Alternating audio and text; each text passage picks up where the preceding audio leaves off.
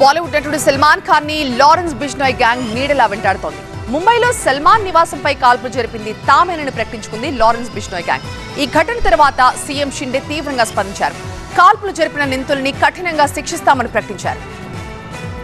ముంబైలో Bollywood star Salman Khan నివాసంపై కాల్పులు జరిపింది తామేని ప్రకటించుకుంది Lawrence Bishnoi gang. Lawrence Bishnoi సోదరుడు అనుమోల్ బిష్నోయ్ కాల్పులు జరిపింది తామే అని సోషల్ మీడియాలో పోస్ట్ చేశాడు. ఇది ట్రైలర్ మాత్రమే అని, పిక్చర్ ముందుందని సోషల్ మీడియాలో పోస్ట్ చేశాడు. సల్మాన్ నివాసంపై ఇద్దరు దుండగులు 4 రౌండ్ల కాల్పులు జరిపారు. ముంబైలో సల్మాన్ నివాసం ఉండే బాంద్రా ప్రాంతంలోని గెలాక్సీ అపార్ట్మెంట్స్ ముందు ఈ ఘటన జరిగింది. క్రైమ్ బ్రాంచ్ తో పాటు స్థానిక పోలీసులు, ఫోరెన్సిక్ నిపుణులు ఘటనా స్థలానికి చేరుకుని విచారణ చేపట్టారు. గతేడాది మార్చిలో సల్మాన్ బెదిరిస్తూ ఆయన ఆఫీస్ కు ఈమెయిల్స్ వచ్చాయి. దీనిపై విచారణ జరిపిన ముంబై పోలీసులు గ్యాంగ్స్టర్లు లారెన్స్ బిష్నోయ్, గోల్డీ బ్రార్ పై ఎఫ్ఐఆర్ నమోదు చేశారు. వీరు టార్గెట్ చేసిన జాబితాలో సల్మాన్ పేరున్నట్లు ఎన్ఐఏ వెల్లడించింది. కృష్ణ జింకల్ను వేటాడిన కేసు విచారణ జరుగుతున్న సమయంలో బిష్నోయ్ల మనోభావాలను సల్మాన్ దెబ్బతీశారంటూ 2018లో లారెన్స్ బిష్నోయ్ ఆరోపించాడు. ఇదే విషయంపై ఆయనకు మెయిల్లో బెదిరింపులు వచ్చినట్లు పోలీసులు వెల్లడించారు. 2023 ఏప్రిల్లోనూ ఇదే తరహా బెదిరింపులు రావడంతో మహారాష్ట్ర ప్రభుత్వం ఆయనకు ఎక్స్ గ్రేడ్ భద్రతను Y+ గా అప్గ్రేడ్ చేసింది. దీంతో ఇద్దరు సాయుధ గార్డులు సల్మాన్ కు నిత్యం భద్రతగా ఉంటారు.